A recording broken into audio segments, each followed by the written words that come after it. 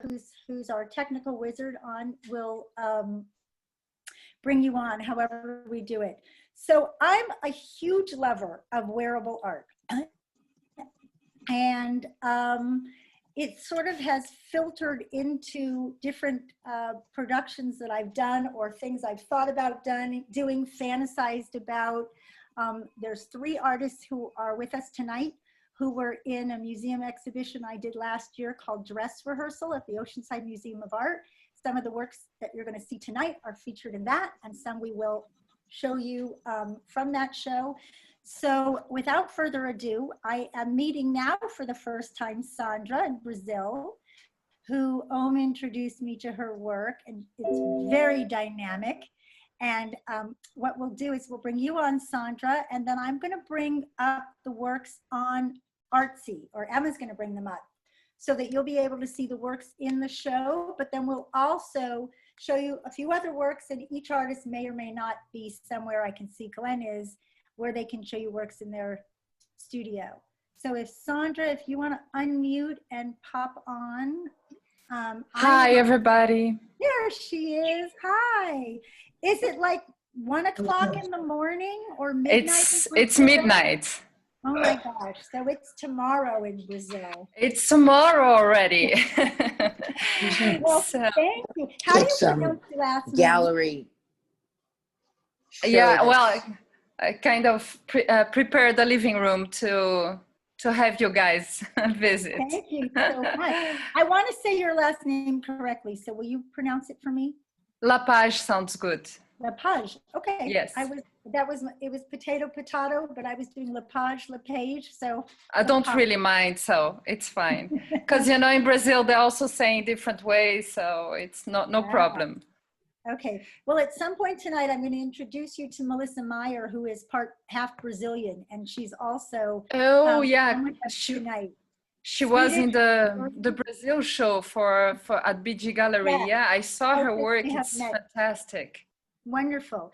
Okay, so let's, we were going to show the artsy pieces first, but if it's okay, Emma, and it won't throw you off, since we can see this behind you, let's switch the order on yours, and you want to tell us about the nature and the espresso cups and the different, how you work, and then we'll show the pieces that are up on Artsy too. Oh, perfect. So, well, I'm sorry I won't be able to watch the whole thing, but I see someone is recording, so I will watch it later. So I will quickly go through, I wrote a few things here to introduce my work. I create sculptures and objects from recycled materials, from aluminum to plastic, and these objects are often wearable.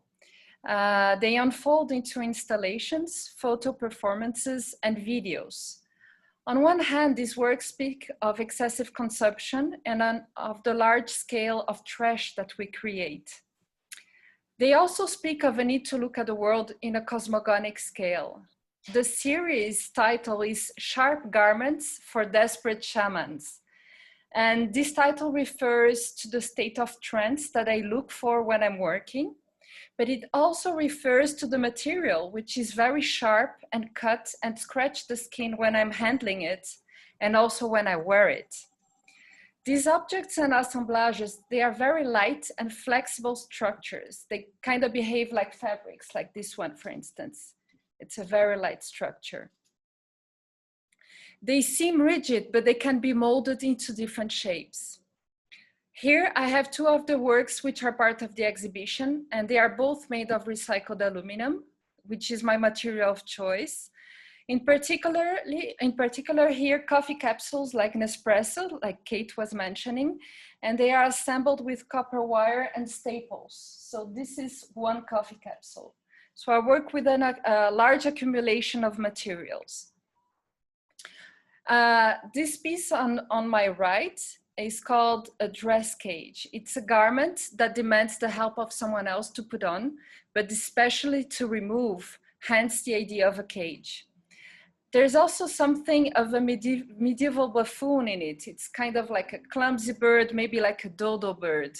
So there are all these unexpected references that come up in the work that can be associated with animals or with ancient ornamental objects. So on my left, I have the Elks Mask, and it's inspired in an ancient bust called the Lady of Elche, which was found in Spain. And it's the depiction of a mysterious woman wearing a heavy headdress with coil-like adornments on the sides. I'm really interested in this kind of ceremonial ornaments and objects. And I often wonder, while I wear these masks and garments, as it's a very transformative experience, if the mask hides or reveals the real self. So this is a short introduction. Very interesting. And I watched a beautiful video of yours in one of your performances, which can that be seen if people want to see it? Is that on your website? I'm not sure where, hard for me to remember where I saw it because I was researching, but. It might be either on Instagram or on my Vimeo, but I can put it on the chat later. Okay, perfect. So thank you, and thank you for having those there. You'll be able to see Dress Cage in its entirety in one of the photos. So Emma, if you don't mind bringing up the artsy page, and then Sandra, you can talk us through the various pieces. So this is, we're going to make it larger. There you go. So that is Dress Cage. That's what you had behind you, correct? That's the same. Correct. That's the same object, yes. And it's so beautiful. And the mask, is that part of the piece, or is that interchangeable with other? It's interchangeable with other pieces, yes. So I also have it here, but now we switch screens, so maybe I'll show it later. So for any collectors out there, we have the piece as a print for sale, and also as a sculpture. Is that correct? That's correct. So it's beautiful. And I think we have some other images of it. Emma, if you want to click on these.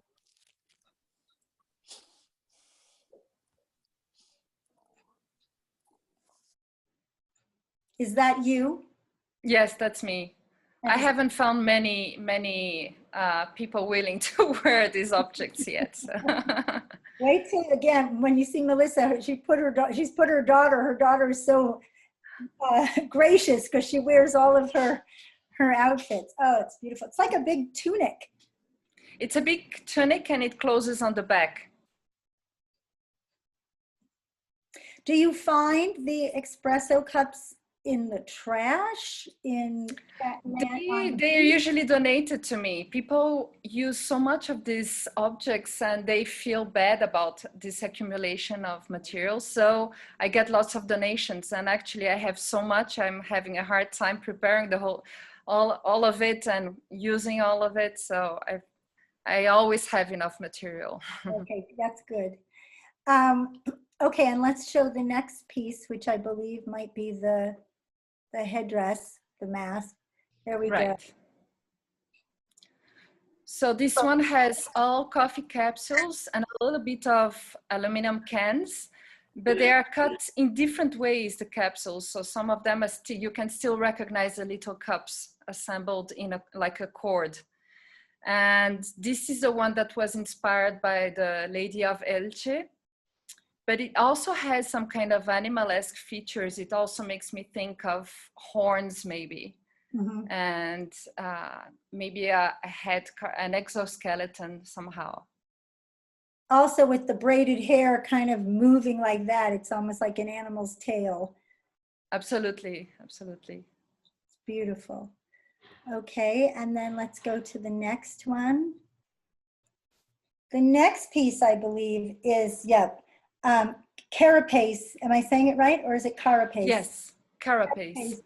I absolutely love this. This is the piece I saw where I was introduced to your work. So had to have this. So I love the flow of it and the movement and the colors, and it's just exquisite. So you want to tell us about this one? This one has a quite different characteristic in the front and on the back. So the back looks more like an insect carapace, so like a protective exoskeleton. And at the front, it really looks like a ceremonial mantle, like very queen-like. And it's a very it's something you wear. You put your arms through the openings, and you have this long tunic on front and the carapace on the back. It's beautiful. How big is it? Because I don't have the notes in front of me. Is it a large piece, or is it? It's a large piece, yeah. So it's from the neck to the floor, and still you'll have like hanging pieces, like Wow. like a suite. And how tall are you? I'm trying to picture if floor to see. It's hard for me the dimensions because I'm in metric Oh, system right, here, right. but it's like I must be 5'5", something like that. Okay. Ah, it's beautiful. I love this piece. Okay, and then last we have a necklace. So this is it's a large necklace. So it's something that really covers most of your shoulders and goes in front of your body. So it really covers a good part of your body, and your head goes in the orifice in the middle. And are they strung together, and those are the strings at the bottom? Yes, that's the copper wire sewing the pieces together. You'll respond to, there's another artist on who you may not meet because she's towards the end, but you'll see when you watch the video, Gwen Samuels, who's in her pieces, which are hand stitched, she also leaves the threads hanging, which is part of what I love so much about the work, is because you see the artistry, you imagine the artist making it when it's left with, you know, something untrimmed, or so. Marks of the process, absolutely. Right. I also love that. There's nothing to hide, right? I think it just adds more. It's like an entryway for the viewer to understand the work. Right. And these are this must weigh, it weighs nothing because it's the little empty aluminum. Absolutely. They look heavy and hard to wear, but they're very, very light. Somebody is saying, Monica is saying, these pieces are amazing, historical and organic. They are historical looking. It's true. I feel like a queen in Elizabethan film. There's something very costume-like and regal about them. So beautiful. And we pulled up a few other things that aren't in the show to share with you, and you can tell us. Let's see what we got here. Emma, well, is that you? I can't tell. Is the That's redhead. Also me. Yes, it's a redhead. And are you in a whole robe of, like a rug or a robe? Or it's a whole robe, so it opens with wings at the back, but there's a huge piece that was hanging behind me as well. So it's all made of the same material. So it's kind of, the dress is kind of melting into the background. I was going to say, if you walked with that, was it a whole train? But it's two separate pieces. Two separate pieces, yes. Yeah, so sell them sometimes as just a wall hanging as a textile, like absolutely. The background of that. Yes, I do have large pieces that are wall sculptures. Exquisite. They're so beautiful. Thank you. Well, I'm beyond thrilled to meet you. Since Sandra's not going to stay on, if anybody has a quick question for her, we'll cheat it a little, and somebody can raise their hand, or however we do this, if it's specifically for Sandra. Glenn, is that you? Yes, that's me. Okay, nice Gwen Miller, meet Sandra. Hi, Glenn. Nice to meet you. Your work's beautiful. Thank you. Nice to meet you too. Early in your introduction, you talked about going into the trance state, and I find myself there often, and I just, is there something that you do to stay in that place? Because, it's hard. I don't want to ever leave that, but it does go away, It does. It goes away all the time. Actually, it's something that I value very much, but I can't say I'm often there. It's like an ever-ending search, I guess. So I think, like, I have a lot of repetition in my work, so it's kind of meditative. So that kind of gets me there. So I try different things, either the accumulation of operations and repetition of gestures, or working fast. So I have these two different moments in which I try not to operate too rationally. And that gets me to that state. But sometimes, as you say, that state only exists for a few seconds, unfortunately. Okay, terrific. Thanks for sharing. Does that make you feel better, Glenn, about fleeting moments of clarity? I don't know. I was tranced out most of November, so I'm going to show you some of that work tonight. Okay. Okay. Well, Sandra, I thank you. I'm so happy that you're a part of it. Thank you, everyone. We're happy to meet you. This is great. Thank you. Stay with us as long as you can stay up, and otherwise. All right. Okay. Sweet dreams. Perfect. Thank you. So we don't have Molly Gambardella, who I thought we would, who's in Connecticut, as I said, in a big snowstorm, and can't get to her internet, or something is not working. So what we're going to do is, we're not going to go to Glenn yet, but we're going to go to Molly's. But hi, Glenn. We're going to go to Molly's piece on Artsy, and I'm going to tell you about it. So this piece is called Shame Shield, and it is magnificent. It is made out of colored pencils. Maybe, can you make it larger, Emma? So there you go. So it's a bustier made from colored pencils, as is much of Molly's work. And she sent me a text to read to you all. Shame Shield was inspired by my own experience with the feeling of shame, violation that is associated with a woman's chest. I created an armor-like texture with colored pencils, implying the way I would act in a situation where I feel disempowered, catcalled, etc. So that is Shame Shield, and I think we have two other. We have the back maybe, and we can show the other views of it.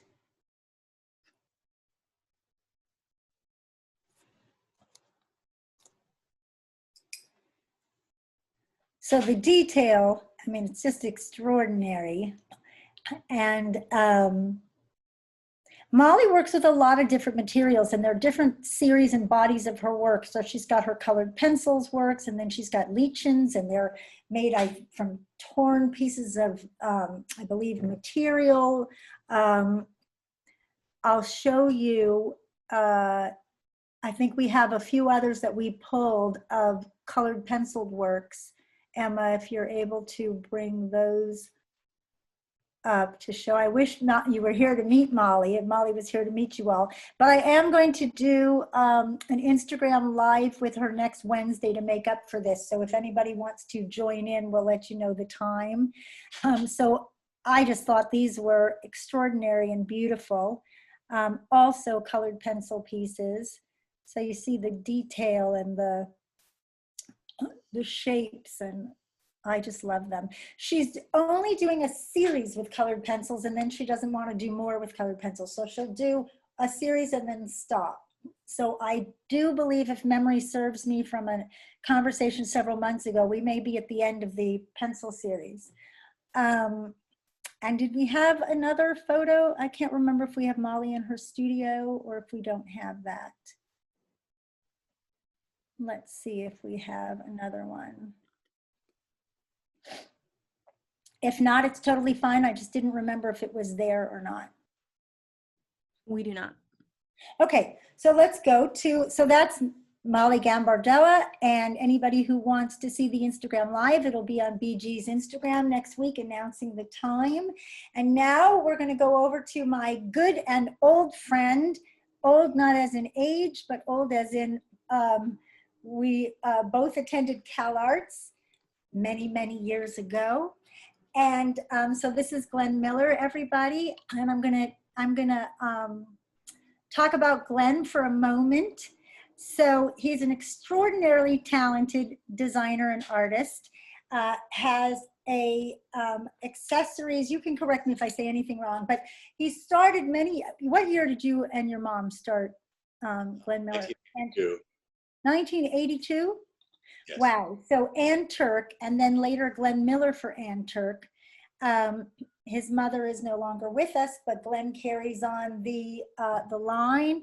He's been in every magazine you can think of. His work is extraordinary. We're lucky to have some one-of-a-kind pieces and a print that Glenn did, and a collaboration, a series of collaborations that he did with Kenny Scharf, who also went to Cal Arts. So I'm giving a thumbs up for our... Kenny went to visual arts in New York. Oh, why did I think you met Kenny at Cal Arts? No, I'll tell you the story tonight about that. Okay, well, Pee Wee Herman went there, but I don't think it's the same thing. Okay, so Glenn, let's start. Okay with you if we start with the pieces in the show, and then we'll do a little. Sure, absolutely. Okay, so let's go to the artsy page, and I'm going to show you a print called Earth Spirit 2, of which everything in the print is a construction, a sculpture, a wearable piece of art that Glenn has made, from the wings to the headdress to the bustier to the collar to the arms. So you want to tell us about this? Sure. The wings are fabricated out of python and cobra, and they are fully articulated, so they move in any direction. Each feather is adjustable, and it was I use some of my new techniques that I started on the tops of the wings there. The collar and the bustier are handmade, and they incorporate a new technique. Like to talk about repetition. So this is, I'm using repetition as in nature, forms scaled, but always repeated the same. So that's the collar, and that technique that I created was to mimic reptile scales in a basic leather, try and recreate the feel of that. Wow. And what, and the headdress, the antlers and the whole headdress piece, what? That is actually digitally created. Oh, okay. Yeah, that's the only thing. The sleeves are actually a vintage cape from Bergdorf Goodman. Let's see. Can you scroll down? Was made, yeah. Let me see if we can go further down so we can talk about the collar and the, can you bring the piece? You might have to go further back. There we go. Okay, so all of this it's like Glenn took many things that he's known for and put them into one piece, right? That's how Correct. Okay, so the bustier is... It's made from python, and again, referring to the last speaker about armor, body armor, or what you were saying about the last piece. That's we call that scale armor is the technique, because it mimics the almost the Egyptian scaling and the feel of armor. Someone is asking, and I'm going to empower the female by giving her armor and making her, a superwoman kind of thing. Okay, so once again, in the interconnection, you will see how you and Melissa Meyer interconnect in your work in that level. I love this. Glenn, again, I was gonna wait for questions, but I know this is something people will, I have a feeling Karen Silke really wants to know this answer. Where do you get the skins from that you're using? Okay, so the skins that I use and I've always used are covered by the CITES Convention, which is the International Convention for the Protection of Animals in the Wild. So the skins that I do use are legally obtained, usually farmed, and I obtain them through, a supplier, a tannery. Okay, thank you. Okay, so now let's go to we're going to go to a collaboration piece with Kenny Scharf. I think it's going to be the boot. So first of all, I love anything black and white. I love wearing black and white. I love black and white dogs. I just love the combination of black and white photographs. So the second I saw these, and of course I saw seen images of them for years from you, but they're a huge wow. And Gwen has graciously volunteered to have these for sale. So, and everything is one of a kind. So we're going to see a number of works of your collaborations with Kenny, but you want to tell us about these and then even how you and Kenny came together, started working? Yeah, sure. I was going to tell the story about our meeting and the collaboration. And actually, I was introduced to Kenny through one of our CalArts classmates, Kim Connell. And she was married to Kenny's best friend at the time. And the very first week that I met Kenny, it was a Christmas, New Year's weekend, and Kimmy got me invited to join them to go to Madonna's New Year's party on South Beach. So, you know, here I was meeting Kenny and going with them to Madonna's New Year's party. So it was a pretty heady week.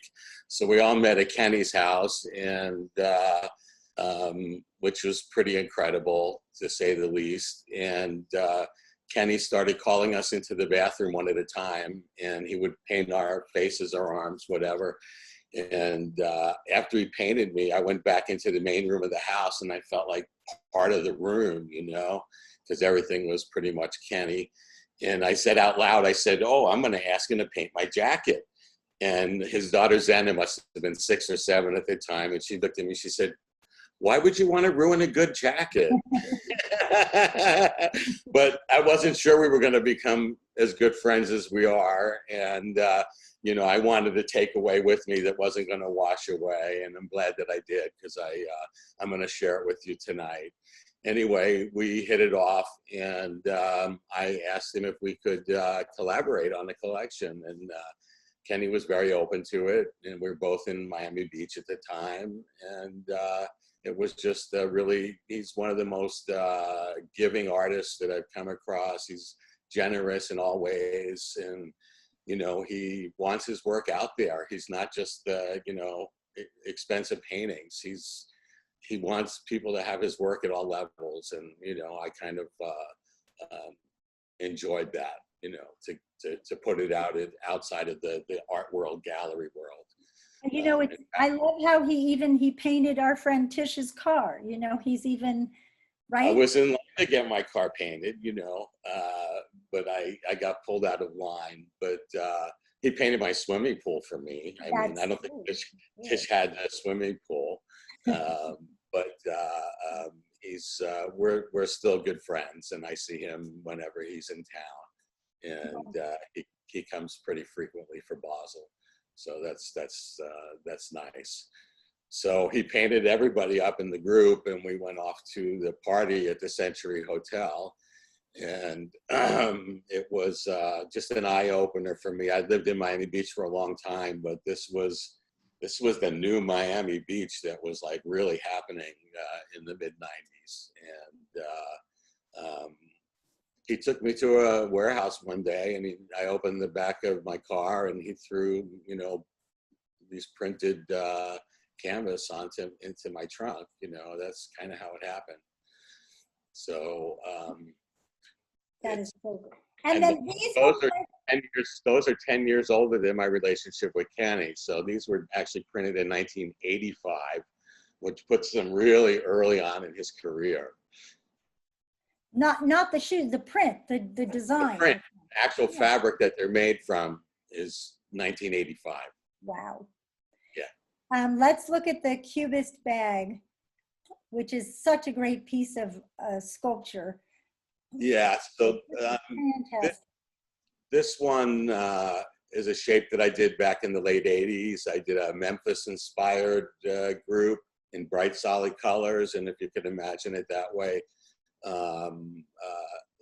And then when I collaborated with Kenny, it seemed to take on this African mask quality and just something very tribal. And yeah, it has 2 sitting positions. You can sit it on either direction.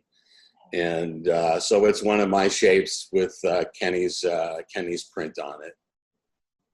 And let's see, I think, and there you go, there's the inside. Yeah, we have both labels inside, and the castings we did in our own shop. We did all that work ourselves. Is it heavy? It's not something you're going to carry around every day, but Natasha gets to wear it out quite often. Oh, that's nice. Okay, so that's another incredible piece. And then we have, let's see, what's next? Is it the, oh, here we go. So This is the Happy Guy belt, yeah. So tell us about this. It's Kenny's iconic Happy Guy, and somehow he associates me with Happy Guy because that's what he painted on my swimming pool. And when he gave me the big Absolute poster, he signed it, you know, Happy Forever, and you know, Kenny. So this is white metal. It's engraved with, Kenny did a series of drawings for us that we interpreted into the metal. And these are from 1994. They make me happy. It makes me so happy to see these.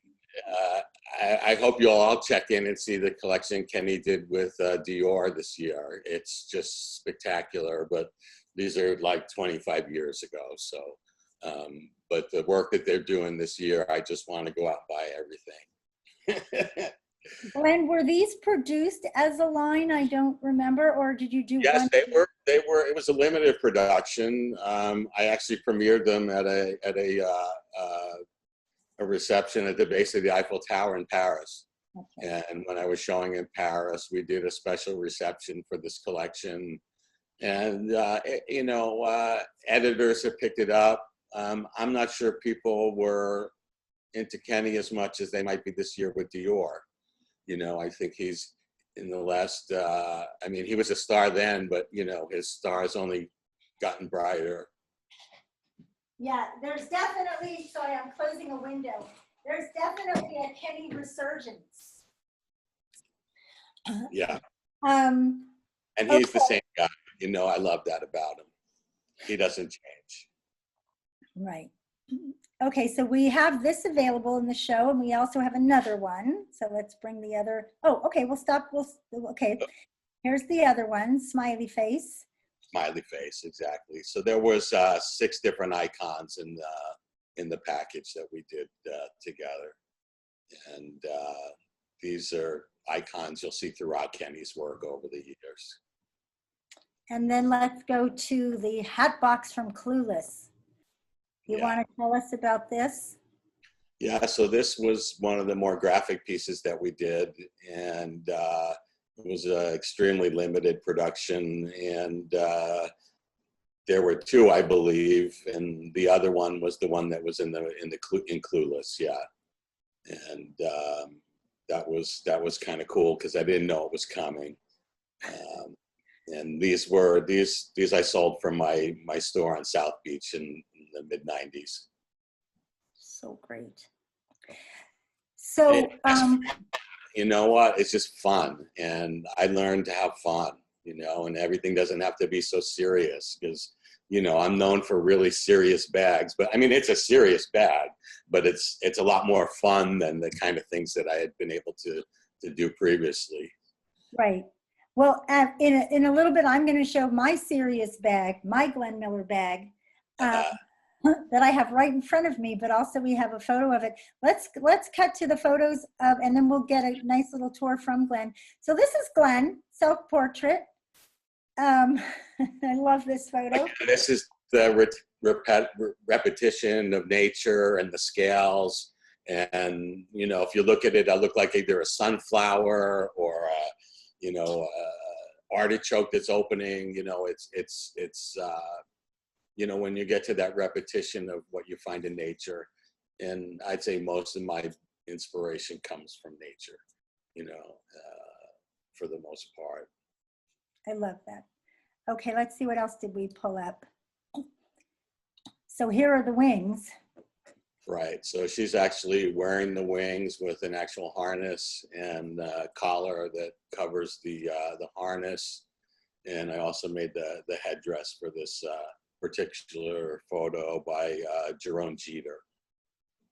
Yeah, he was a client. He purchased the wings.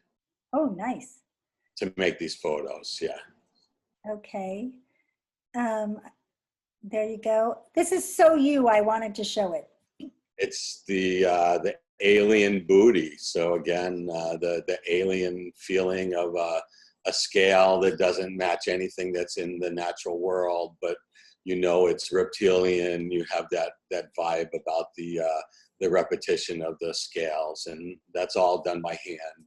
They're hand cut and hand worked, and it's a technique that I created. It's incredible. Okay, let's see, what else do we have? Okay, that's the cake bowl, everybody. So I am the proud owner now. I cannot tell you, and here, if you can see on my screen, There it is.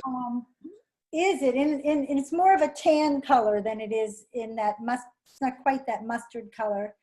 So Glenn called me one day and said, I have something you're gonna want. Future.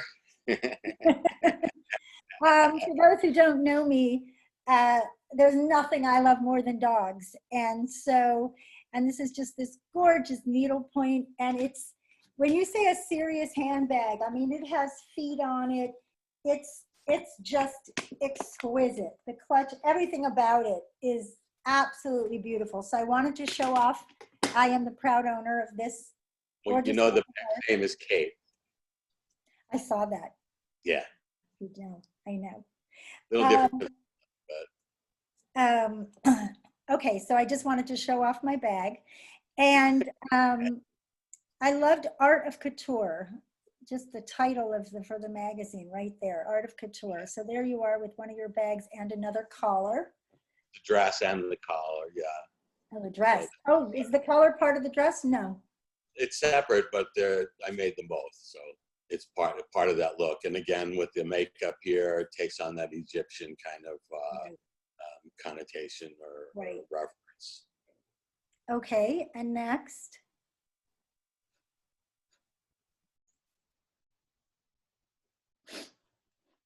Okay, so that's me at Glenn's studio playing around. So Glenn I came for Art Basel, which I had never been to before in Miami. And I was playing around with the different things, and I put it on as you're supposed to, around your neck. And then just for fun, I put one on my head.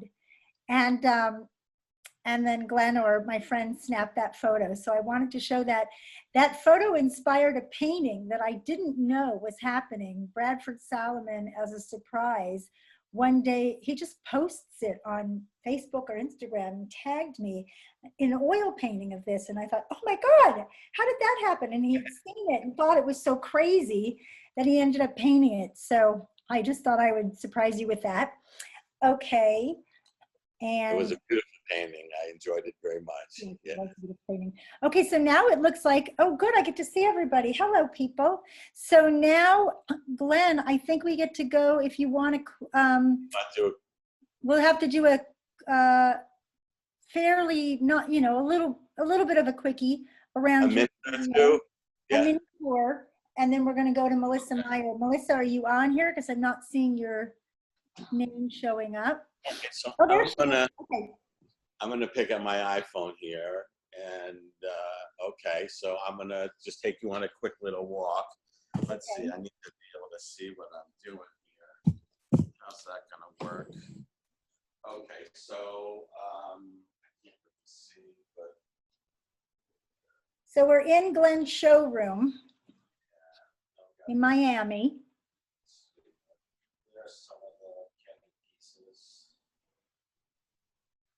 We can't really hear you, but we can see that we know these are the pieces that are in the show.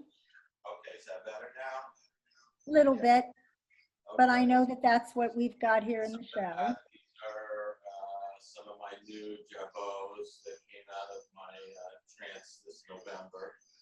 So they're suede and they're just really beautiful. New work also, the leather here. It's hard to hear you, but I'm gonna say what I know. Yeah, and then yeah, this is really hard to do. Okay, so here's the Kenny Scharf jacket. That's the jacket that Kenny painted? Yeah, that new We can't hear you, Glenn. Okay, I don't know what's up. Oh, I'm muted. Okay, there we go, better? It's calmer. Okay. So anyway, there's that.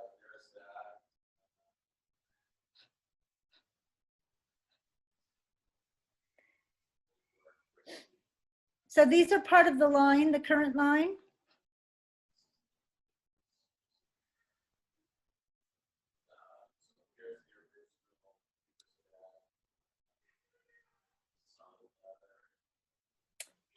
We can't hear you, sweetie. Is that house a purse? That's the century bag. The century bag, okay.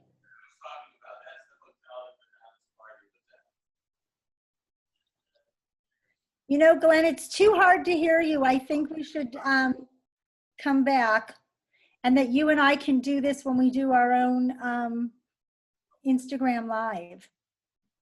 All right, well, that's good. Uh-oh, I just lost you. I'm coming back to the computer. Okay. So I think for just quickly behind you are some more of your prints I can see. And yeah.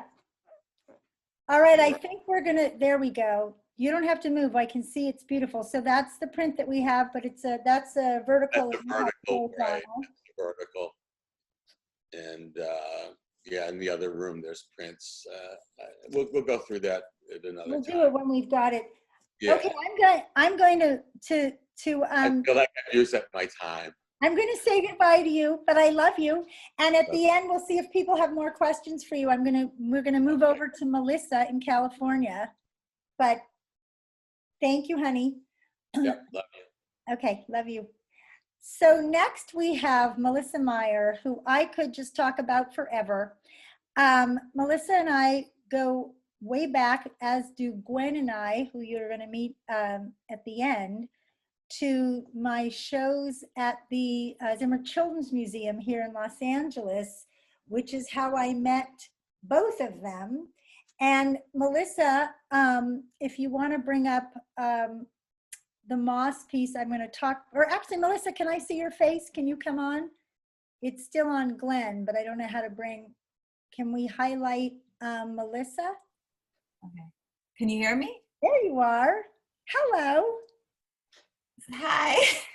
So this is my first Zoom art opening, and I didn't know I had to actually talk a lot. I thought you were going to talk for me, Kate. I will talk for you, but okay. But you know, I want people to see you. So, but I'm going to talk about you for a second, and but I just want to say before we show some of Melissa's work that recently there was someone who works at Ohm's Gallery, an installer, and she was talking about an artist's work, and she said she's my art crush. And I said, what's an art crush? She said, it's a person you have a crush on their art. And I said, oh, my art crush is Melissa. And I have a lot of art crushes, but I have to say, Melissa and Melissa was in, as was Gwen, which you'll see, dress rehearsal, my last show for the Oceanside Museum. But when I first saw Melissa's work many, many years ago, it was primarily photography. And then she was turning to photography and doing some three-dimensional pieces, always incorporating the photographs. And in these sort of rounded, beautiful frames and that vintage frames. And then it started sort of morphing and expanding. And I'm going to let her talk about it. But the pieces that you're going to see sort of started coming to life, I think, in Santa Monica, but then more so when you moved to Switzerland. Yes. And started incorporating. Do you want me to talk for you, or do you want to talk? You could talk for me. I like to make. I'm not a good talker. I'm a maker. So when Melissa moved to Switzerland, where she lived for 4 years, and she moved there, you've been back a year and a half. So when she moved there, the materials were so expensive to buy any kind of art materials. And also she had made this dramatic move and had, for instance, all this tape. And so we're not showing it today, but she made this head. out of tape that she then, packing tape, that she then packing paper or packing tape? Packing paper. Paper, which she photographed out in nature. And then became these, let's bring on the moss dress, because the moss dress actually was made, which was in the invite, so everybody has seen it, but let's bring it up. So the moss piece absolutely blows me away. And I have to brag and say that Melissa made this in 3 days. So the story behind it is that we were having the gala at the Oceanside Museum, and they asked that if an artist was coming, as Melissa was, can you enlarge that even more so that there isn't the thing on the top, Emma? I don't know, so it's all the black. Was that if Melissa was coming, could she wear something, one of the wearable pieces? And she felt shy. So she made this for her daughter, Sophia, who's pictured here, to wear. And Sophia wore this. It's actually a dress that goes to maybe the thighs or something, and there's shoes. And Sophia wore this. And this is available. The dress no longer exists because it was moss, and you can talk about that. But we are selling it as a print. So, and we have, so that's the first piece. Do you want to say anything? Please talk. Well, when I, usually my work is not very comfortable. So when they said, would you make something for somebody to wear for the show? I had to think of something that would be comfortable and lightweight. And usually my things are like pine cones and, things that are crystals and things that are heavy. And I was thinking, okay, moss is an organic material that's light, and it's soft, and she would feel comfortable wearing it for the art opening. And it was perfect because, it was actually like a ballet tutu, which, I could put moss over it, and she had her ballet shoes were all covered in moss, and she was not complaining the whole time during the opening. So she was happy. And she smelled good. Yeah. She smelled really fresh. Okay, so next we have, I don't know what the little red squiggies are. Next we have, I think it's eggshells. Let's see what comes up. Yes. Okay, so this is up there as one of my very top favorite Melissa Meier pieces. So you want to tell us about this piece?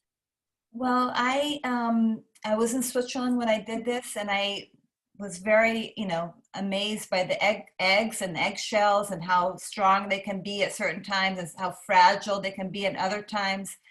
And I thought it would be really cool to make something so fragile like this, almost like a warrior, outfit. And I had all my friends saving their eggshells for months. Every time I would see them, they'd have like bags of their eggs. They'd keep the carton, and they'd put the eggs, in the carton that they cracked for breakfast. And I kept collecting them and cleaning them, and then creating this sculpture. It's incredible. Which was extremely fragile, and every time somebody put it on, half of the eggs would kind of fall off. But it was, But a lot of these are made for, like this piece in particular, for the photograph. Yeah. I mean, I wish, I would love to remake it again, but it's extremely so fragile. And I was thinking about shipping it from Switzerland to the United States, but I didn't even know how, they would pack this thing, because it's so, every time somebody put it on, it would every time I moved it, it would crack. So. Right. So again, this is Sophia. This is Melissa's daughter. Okay, and the next one, Emma, if you will. So this is a newer work, am I right? Yes. So. I did this when I was in California already. And I was, I don't know if I told you, Kate, but my father is a big crystal collector. And in Brazil, you can get crystals and amethysts, and, so I was brought up in my house. In my parents' house, we have huge amethysts and crystals. And I kind of made this kind of thinking of him because I thought he would absolutely love this, because he's, he has a huge collection of crystals. He wouldn't give me any of his crystals to make the outfit. I had to buy my own crystals, but in the end, he was like amazed. So yeah. Oh my gosh. And is this unbelievably heavy? Is that she's holding it up? Extremely heavy. The photo shoot was very quick. It's a lot of, the crystals go all around the head. It's, and this here, she suffered a little bit. This is not my daughter though. No. It's called Suffering for Your Art. Yeah. Okay. So then the next one, the last one, what we have in the show is the stone. And she's the same model. And she really absolutely loved posing for the stones. And the stones are actually very, very heavy as well. 2 people had to help to put the veil on her. And then I had to give her a break every, few minutes because of so much weight on her head. And I actually had envisioned this veil like kind of floating in the air. I had wires to hold it up, but the wires kept falling and breaking because the stones were so heavy, and I just decided to keep it like a normal veil. Does this dress still exist? No, but the bust still exists. Was the other part a cape? It was a cape. Every time I had to move the cape, it was like, move the cape. 3 people had to move the cape. I was like, let's throw the damn cape away. I couldn't take it anymore. And then when we moved to Switzerland, I'm like, I'm not going to store the cape, but the bust still exists. It's just, I'm just, as you know, deeply, deeply, deeply moved by your work. There's something, it makes me cry, and I don't often know why. We're gonna show, when I show extra pieces of yours, the piece that made me sob, which I'm now the proud owner of, so, which I'll show you, everybody. But so these are the 4 in the show. They're available as photographic prints. They're on acrylic mounted? Is that how they are? Or they can be, so they can be acrylic mounted or yeah. Either way, however the person wants it, yeah. Okay, and then in May, Melissa has a solo show with a lot of these works and more at the BG Gallery. And Melissa and I, for the past year, have been working on a solo museum exhibition, which we hope will be in museums around America and around Europe. So stay tuned for information on that. And let's bring up I pulled some others of yours, Melissa, not works that are in the show, but let's see what we've got here.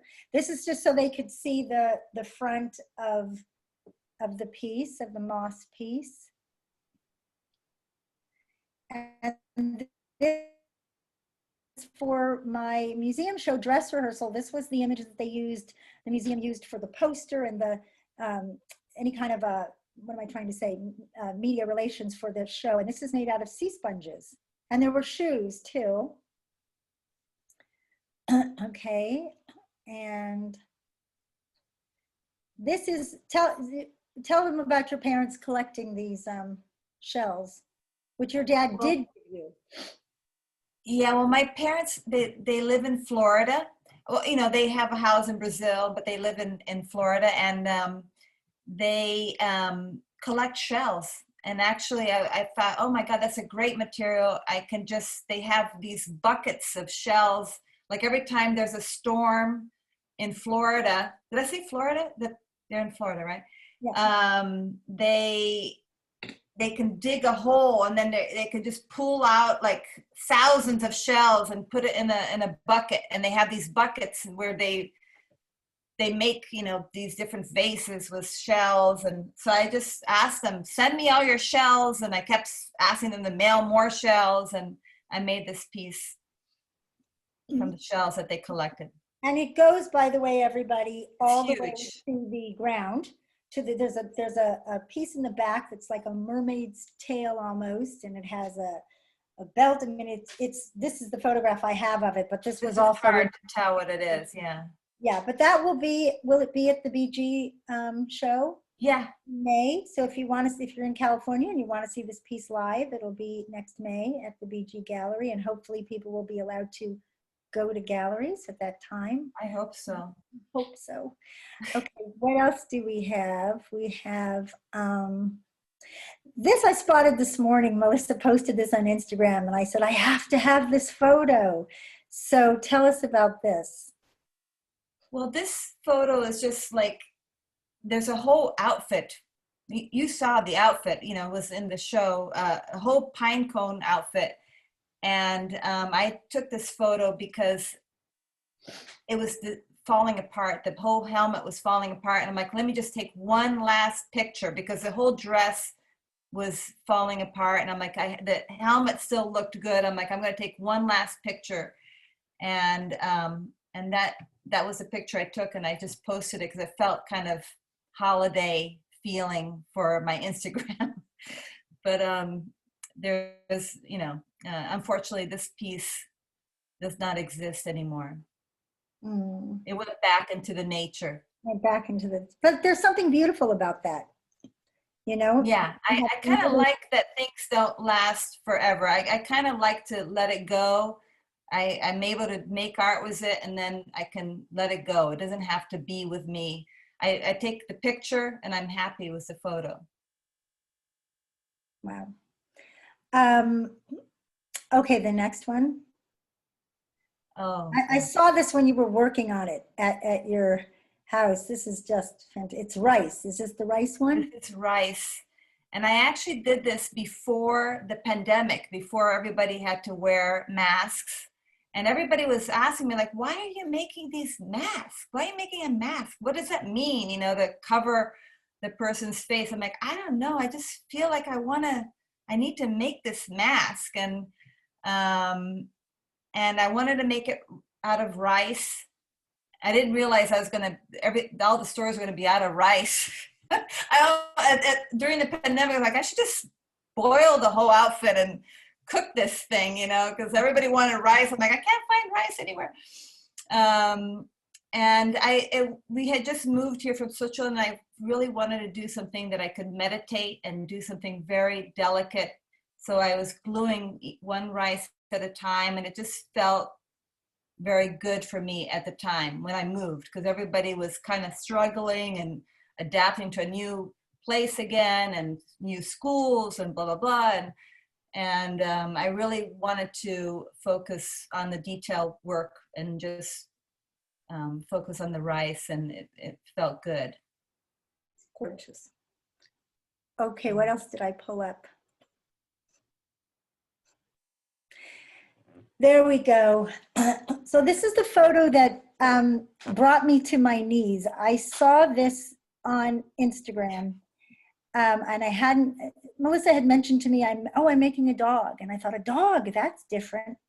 And there's something about, I wanted to include this because there is something about that dog and that face that went straight to my soul. I mean, my heart and my soul, I was weeping, and I couldn't almost explain it, but I felt like I have to adopt that dog. It was like, and I've spent a lot of time in shelters and looking at dogs that just need out. And there was something in the eyes of that dog, and this piece just moved me incredibly. And Melissa gifted it to me, and so it's like my unbelievable honor. So if you ever want like a gift from me, just send me a text of you crying for 10 minutes, and I'll give it to you for free. I'm like, it's yours, take it.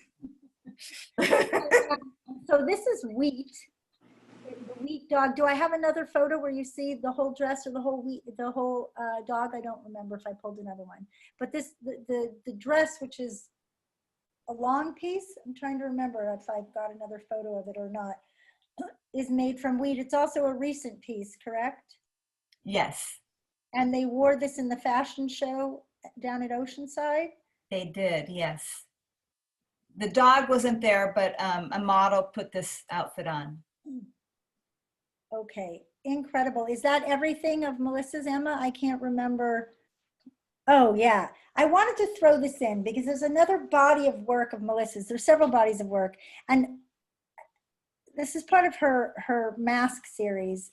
And this was is my favorite photo from that series. So you want to tell us about this? Well, I make all these masks, and that's another thing that I like to do when I want to take a break from making wearable art, or I want to actually sculpt something with my hand and use clay. And I have this whole series of masks that I work with, and it was actually inspired. I lived in Japan for 6 months, and by the No masks and just Japanese art, and it just kind of showed up in my life again. I started making masks and all different types of shapes with different eyes, and I've been just getting crazy with this concept. It's gorgeous. Yeah. All right, my friend, I thank you so much. As always, I'm going to go to Alexandra Dillon, but thank you for your first Zoom reception. And thanks for being a part of it. And if we have my friend Elise is saying it looks like her dog Noah, who's a doodle, I think. Julie is saying I could look at this all day, Melissa. There's some more notes for you. Hopefully you'll be able to see them if you go to the chats, Melissa. And there's Alexandra. So next we're going to Alexandra Dillon in Santa Monica. Also, I have a lot of art crushes in this show. So Alexandra, who I'm just going to tell you, hi there. Hi.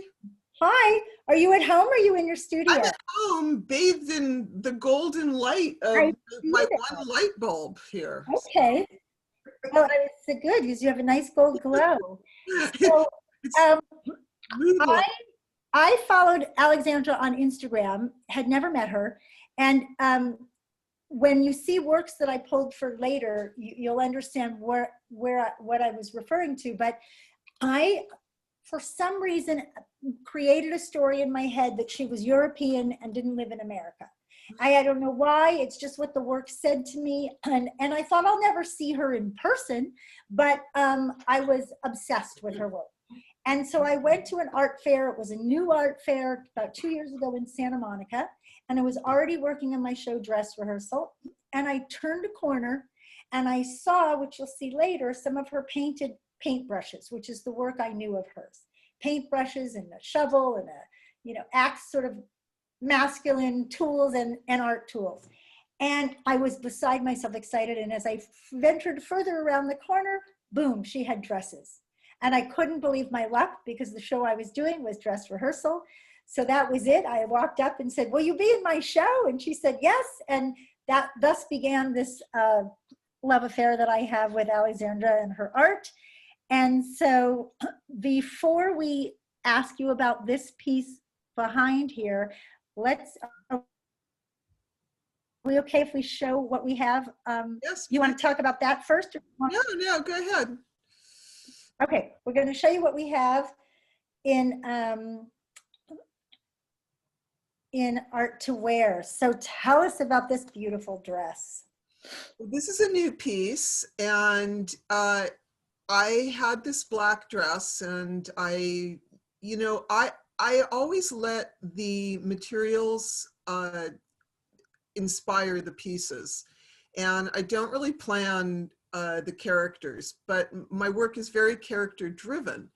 And so it's sort of a melding of what the materials, in this case, the black dress with the lace, says to me, and then a character or characters just start to develop themselves. And in this case, it was this very kind of, how could we describe her? An old soul. I think that the women that I paint tend to have a lot of intelligence, but also a lot of empathy. And this lady especially.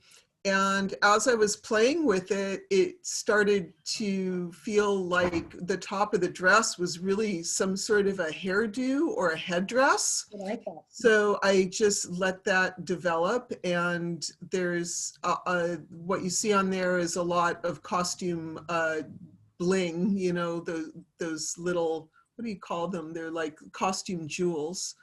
And those are applied on top of the dress. The dress is actually just the front of the dress. It's not the entire dress. Most of the dresses that I have painted on, it's the entire dress, both front and back. But this one, in order to accentuate the lace, I actually split it. And it worked really well. It would, you know, it wouldn't have looked the same if I had done that on the entire dress. And then sometimes I'll come in with the paint and even accentuate some of the folds and other kind of peculiarities of the fabric themselves in order to create more volume. It's hard to tell, but that actually is happening in the top of the dress.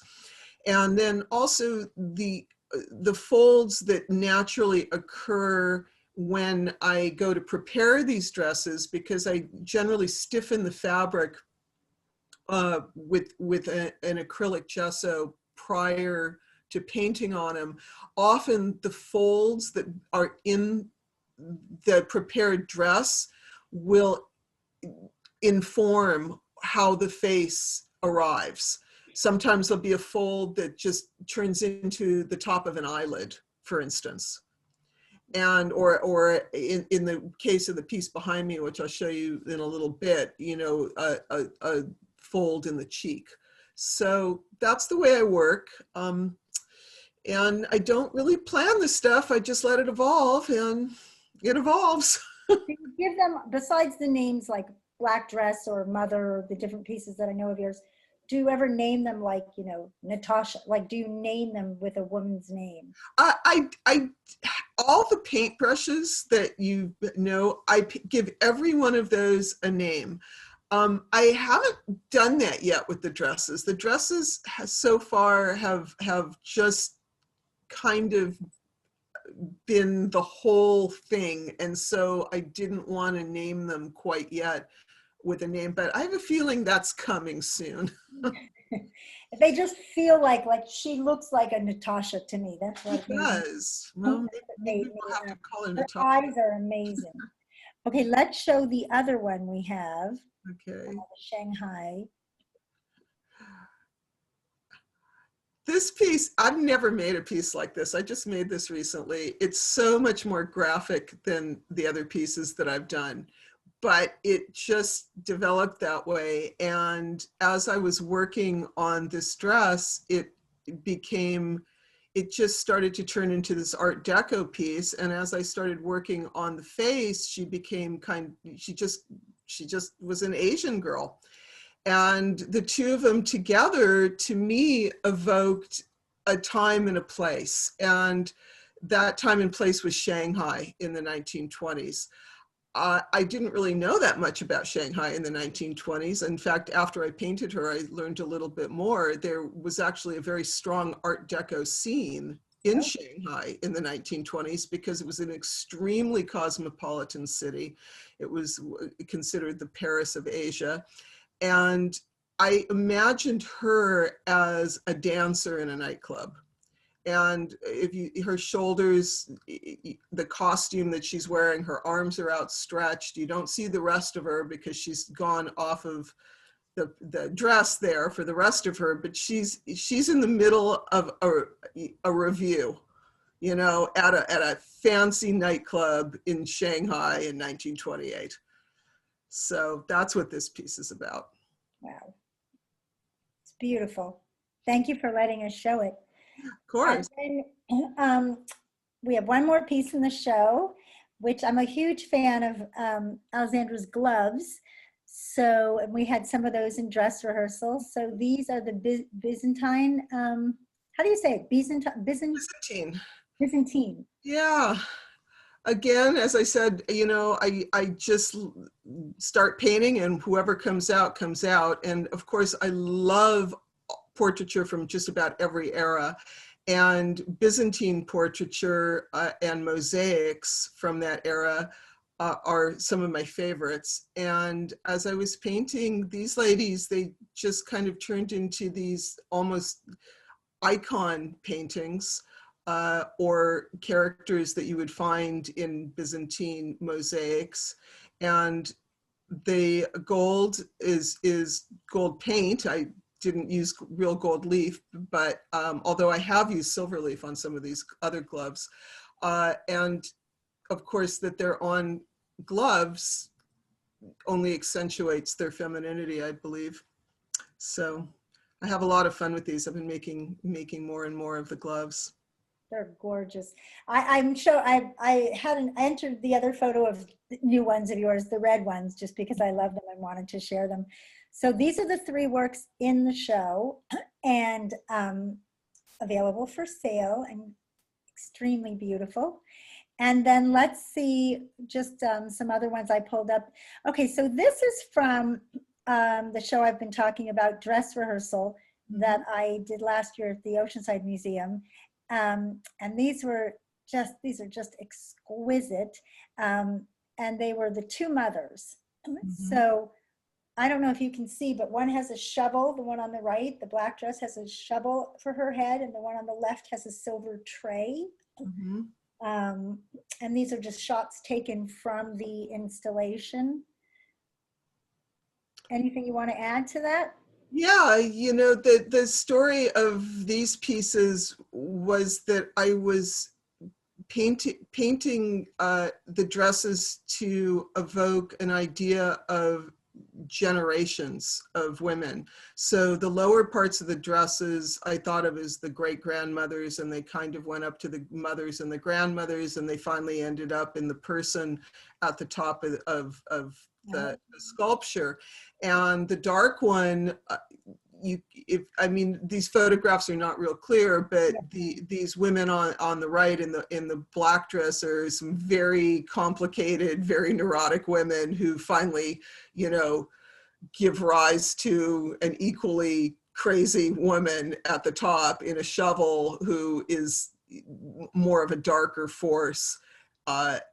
And the one on the left, the women are kinder, more loving, women that had more mothering skills, and the woman at the top of the dress is now on a platter, which is more of a symbol of giving than burying, like the shovel. And so it was kind of 2 different aspects of mothering. Somebody is asking, and I don't know if we can, because these are the 2 photos I have, but if we can zoom onto the heads of the shovel and the tray. So I don't know, Emma, is that possible to?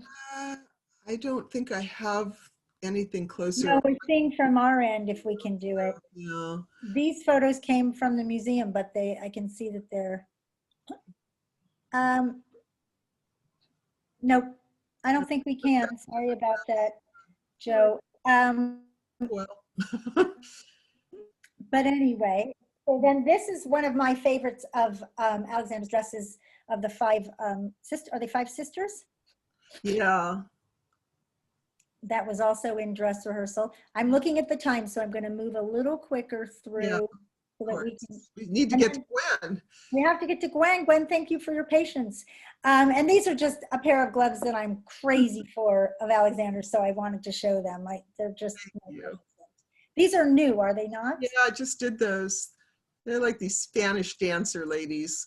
I have this weird kind of thing about dancers. I did a whole series of, before I even was doing the work on the found objects, of women that I sort of imagined as dancers in kind of, again, review shows from like maybe the 19-teens to the 1940s.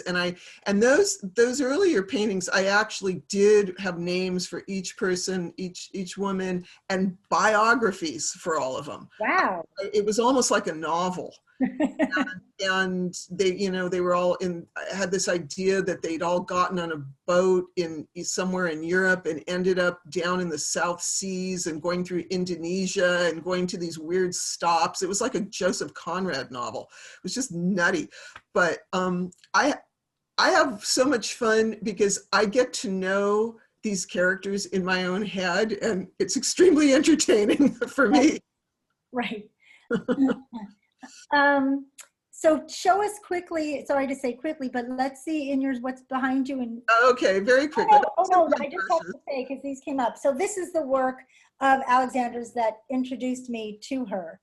That I, as I said, when I discovered that on top of that she did dresses, I was, you know, thrilled is an understatement, but I love the masculinity of the tools and then the very feminine women. So that's a saw, a circular saw in the background. And then these are the paintbrushes that... the paintbrushes I've gotten known for, and I still love making them. I just have so much fun with these pieces. Yay. So let me see what's behind you before. Okay, well, quickly, what's behind me, I mean, you can barely see because there's not enough light in here, but this is a blouse with two women. They were kind of part of my old Hollywood series that several of the dresses were in dress rehearsal, and those dresses had an idea that they were women that were extras on movies from the 1920s in Hollywood. That was my context in my own head about the story, and they were wearing these costumes from those big productions, and these are two other women. What I was going to tell you, and you really can't see it, there's just not enough light, but I'll just point it out that, like, on this one here, there's a fold in here, and that became a whole part of the face. It's not really clear enough in this picture to show you, but that was what I was going to tell you about. But, you know, I invite you all to take a look at my Instagram page because there's a lot more there, and yes, the pictures are probably clearer or on my website. If you Alexandra Dillon Artist, is that your Instagram? Yeah. Yeah. Okay, so everybody knows that. In fact, we can put some everybody's Instagrams up. That'd be great. The end. Okay, I thank you. We're going to go over to your friend and mine, Gwen. Yes, Gwen, yay. Thank you, honey. So Gwen Samuels, who's our last artist who's here with us. Gwen is, when I said that there were a few artists who inspired the museum show I did, Gwen is one of them, and it's a work, particularly a work of hers, not in our current show, but it's called Threadbare, and I'm going to show you a photo of it, and it was in that. When I first saw Gwen's work many, many years ago, and when we first met, she was using a lot of, which she's doing also in the piece that we're showing, one of them, her own photos from childhood, and they were sewn into dresses. So as somebody who loves and even collects old photos, I used to buy all kinds of photos of children during the Depression, children in the 20s, 30s, and 40s, kids with their animals, adults. I have boxes full of old photos. I have a lot of exquisite family photos. So I was deeply moved when I first saw Gwen's work. And there's a groovy piece of hers, a more abstract piece behind her. I'll let her tell you about it, but in very short, she's a photographer and a craftsman and an incredible artist. So what looks abstract is actually photographs that she has taken and printed digitally and then hand sewn. So, hi, Gwen. Hi, you really know everything. Well, you know, we've known each other. But thank you for your patience. Oh, I learned so much tonight. Look at all these amazing people I got to learn about. Isn't it great? It's great. Thank you. This is my first group Zoom also. Oh, so you and Melissa are virgins. Yeah.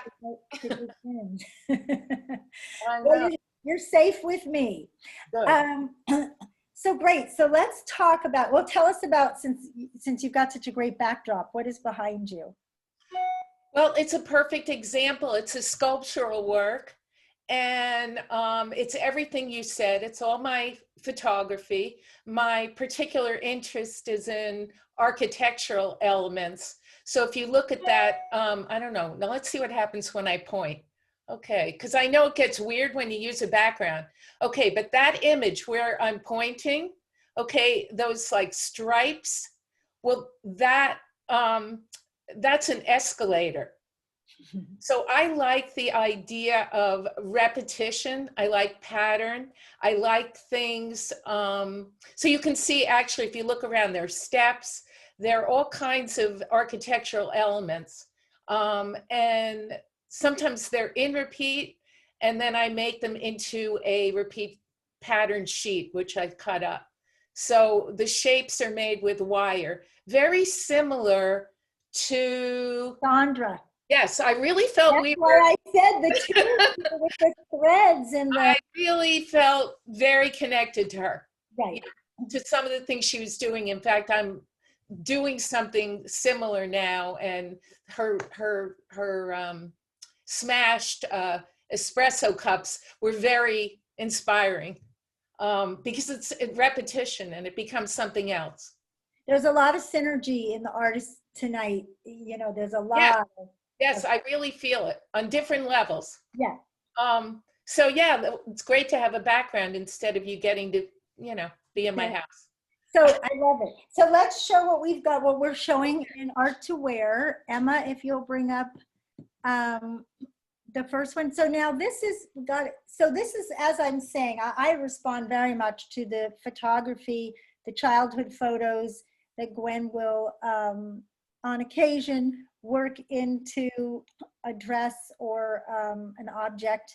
So tell us about the repurposed and, is it repurposed and renewed? I don't have the title in front of me. Yeah, good question. Repurposed and Repurpose Memories. You know, it's a very, it's a really standalone piece. I've never worked with this material before.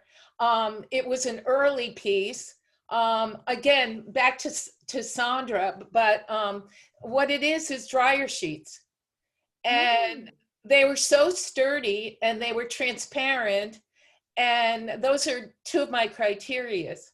In addition to just being something that intrigued me because it's an unexpected material. So I made an earlier piece, and then during the pandemic, I started going back and looking at things because I'm doing a lot of mending. And I really had no idea how to make a garment before. But I'm starting to think more and more about a garment and actually wearing it. So I redid this whole thing. I cut it. It didn't have an opening in the front, and and it's got horse-hairs that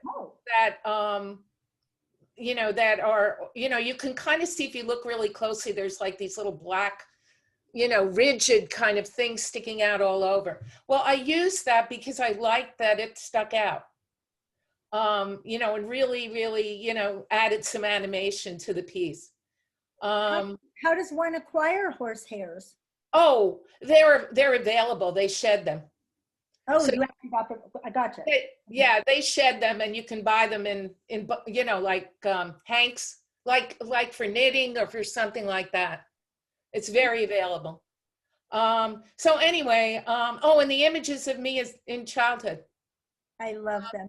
And is that a sister? Is that you and your sister on the far lower right? This one's just me in this weird iconic picture that this generation had of these dresses, and we kind of stood there with our hands out, and, you know, parents took the picture. And I never printed on, you know, like this on a fabric. So that was a whole learning process, but there's only one of these. And when you said wearable, I got excited. I said, I actually have something you could wear. And I stretched it some because, yeah, it's art to wear, but, you know, not every piece is wearable. Right. But I know you were excited that you said, you actually can't wear this. Yes. Now I don't know about washing it.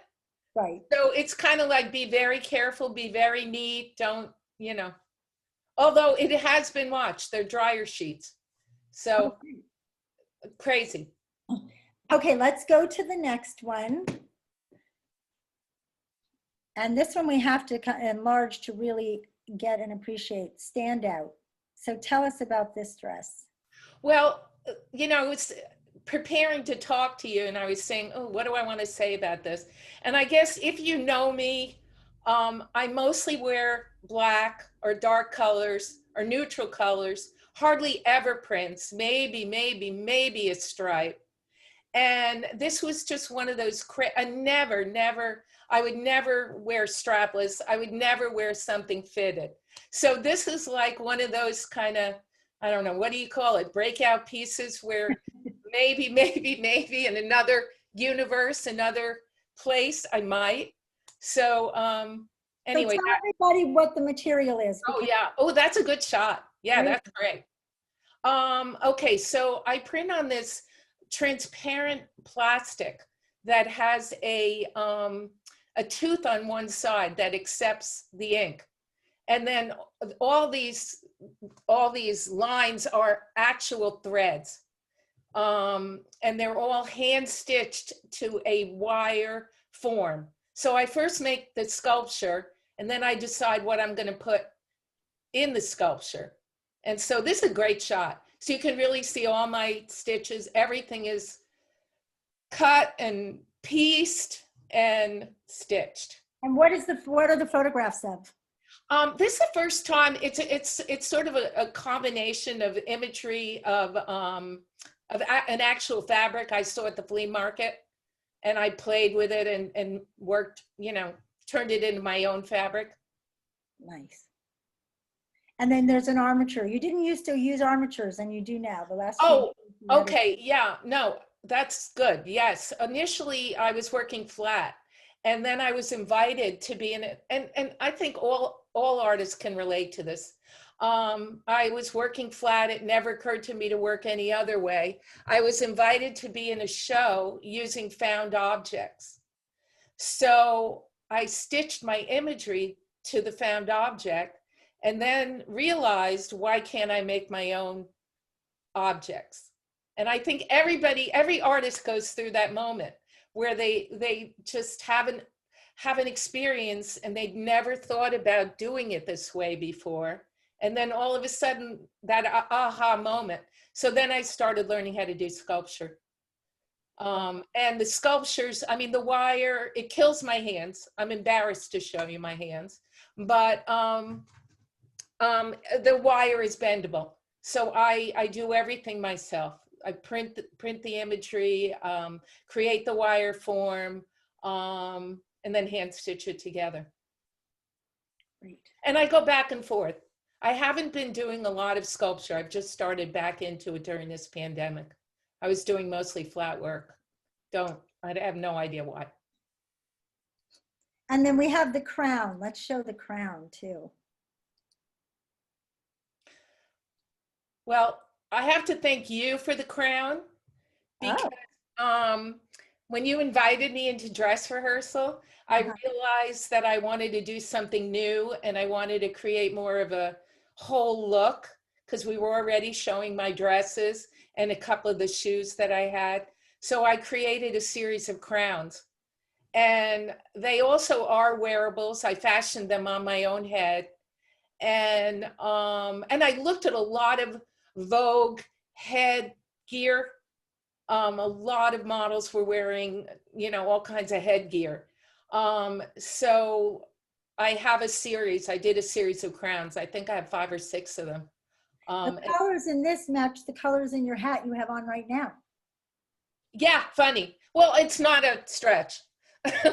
This one happens to be my, you know, my colors. It's like gorgeous. my background. Right. It's gorgeous. Thank you. So these are available as 3-dimensional works. And then I'll show you what we put together for you, Gwen. Oh, love to see. I pulled some of the images from dress Oh, rehearsal. okay, great. From dress rehearsal. This Great. is a shot of the wall from the museum show was talking about, dress rehearsal, where Gwen had 3 dresses and 3 crowns, and each dress had 1 shoe and a parasol to the left. And then to the right, which we're going to show, is that piece that I first fell in love with Gwen's work, Threadbare.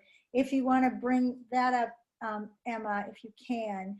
This is the piece that I saw these many years ago that knocked me out. So again, I was collecting, old photograph of children that I didn't know who they were. And suddenly here's this dress, and this is made of tea bags. So it's your family, it's your childhood photos inside of used tea bags and sewn together. Am I correct? You are correct. Yeah. Correct. This knocks me out. So that's Threadbare, not a part of our show, but a piece I wanted to share with everybody. And I don't remember if I have another. Oh, I do. I know what I have. Okay, so there's a close-up shot of the works from dress rehearsal. And there are the crowns, and I have more. And it was just a fun series. Yay. And then I've got something two totally different. Oh! This Early is work. fantastic. This is an Early flat architectural work. Yes. Was this in a museum show, or was that somewhere? I'm trying to remember. It was at the A&D Museum when it was on Wilshire. That's And it. it was the show was Come In Like Them. And it was invitational. It was so cool. It was all women artists. And so I had a whole wall of buildings. Fantastic. And last but not least, because I wanted, sewing, just to show you that they really are handmade. Leslie Roberts says this is all a knockout, Gwen. And then these are new works I saw of yours last year, which just are fantastic. The animal heads. Glenn, you'll probably like this one. And Glenn and Gwen. So how did you evolve to the animal heads? Where did that come from? You're going to laugh, and everybody again is going to be able to relate to this. I had my son and daughter-in-law had a baby, and I started thinking about making animals. And also at the time, there were a lot of animals. You were seeing a lot of these heads. People were making, what's the word? Eco-friendly animal heads, not using real animals. So I was very interested in that idea. It's kind of a statement about, you don't have to have the animal. You can make the animal. So it was, a combination of life. They're exquisite. Thank you. Thank you. I thank you. So what I want to do quickly, because we're past the time I was trying to stay in the hour and a half, what I just want to show everybody quickly is just, Emma, let's change it up and not show the extra works of the two artists that aren't here, but just the pieces in the show. Oh, yeah. So let me show you Kirsten Fletcher, who is in New Zealand. Somebody wrote early on, Amy Berkowitz asked if any of us had been to the WOW exhibition and competition museum show in New Zealand. And that is how I discovered Kirsten, which is a wearable art worldwide competition that takes place every year in New Zealand. And Kirsten, not this work, but another work, this work is called A Cut in Time. And it's an LED light. Is there a way to enlarge it even more or go to the second shot? So I just flipped for this one. I mean, look at this. So she is an award winner from that competition. And won an award, and it's a runner-up in another, and she works as a costume designer or in film. And so we've got that piece available as the sculpture and also as a print. And then this piece, Venus Andronymus, which is a felted, trying to remember what material. It's got an armature under it as well, and it's felted. And we don't have this one as the piece, but we have this one as the print. And I just thought it was exquisite. So those are Kirsten Fletcher's works. I'm going to be doing an interview with her in a week or two. She couldn't be with us because she's at work on a film. And then last but not least, we have Elena Ponzi, who, like you, Gwen, but differently. So Elena is a photographer, and has a great body of work as a photographer and was a clothing designer, and at one time worked for designing clothes for Fiorucci. So she is from Milan and lived in Milan and also lives in the Yucatan in Mexico. She's not with us tonight because she speaks no English. And though I tried to have her just come on and watch, she's going to watch the replay. So she takes photographs and then they're printed on, I think it's sort of a hard lucite, and then grommeted together into these outfits, also in patterns. So this is one, I guess it's sort of a shift or a vest. Then we'll show, we have, I think, 4 works of hers. These I just thought were beautiful. These, it's a jacket. Those are, again, all photographs printed on a hard acrylic, plasticized, as she said, and held together with grommets. And then the scarf, which looks to be hand painted. And then we've got another one. So these are for sale as the piece, but also can be photographs. And then we've got the next one. Oh, this is her Picasso necklace. So she did a series of necklaces which are homages to different artists. And I just thought this one was great fun. And it's different images on the other side. So she has those. So that's available. There's another one. Well, that's the flip side of the Picasso necklace. And then last but not least, we have Varvara, another piece of hers. Again, with almost architectural. I think you two are kindred spirits. You've got the softer end of it, Gwen, put together almost like this is like a man's robe almost. So you can see the left and the right of it. So I'll be meeting with her also and doing, well, I guess we won't do an interview because she doesn't speak English. So she will be the one person that perhaps, unless we can get a translator, some more fun images of these.